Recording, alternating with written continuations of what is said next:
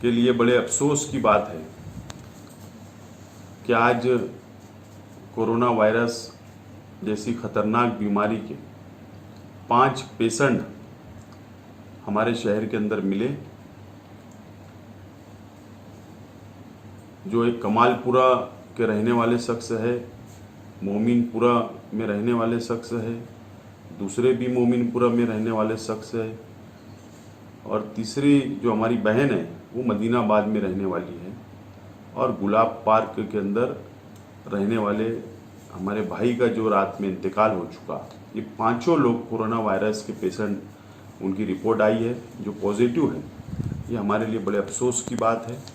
कई दिनों से पुलिस प्रशासन, म्यूनिसिपल कॉरपोरेशन, महसूल डिपार्टमेंट, प्रांत ऑफिसर, हेल्थ डिपार्टमेंट, ये सभी सियासी पार्टियां, दीनी तंजीमें मालेगांव शहर की आवाम से अपील कर रही है कि आप लोग अपने घरों में रहो।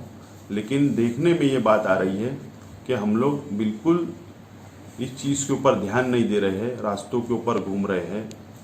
मैं मालेगांव शहर की आवाम से ये अपील कर रहा हूँ कि आप लोग बराए मेहरबानी इस बात को आप लोग समझिए कि आज 5 पेशेंट मिले हैं।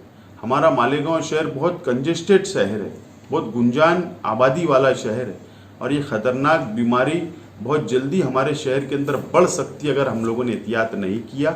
मैं आपसे अपील करता हूँ कि आप लोग घरों में रहें, अपने बच्चों को घरों में रखें, हमारी बहनों को घरों में रखें, और ज़रूरत के मुताबिक घर का कोई एक शख्स जाकर अपनी ज़रूरत का सामान लाकर वापस घर में आ जावे।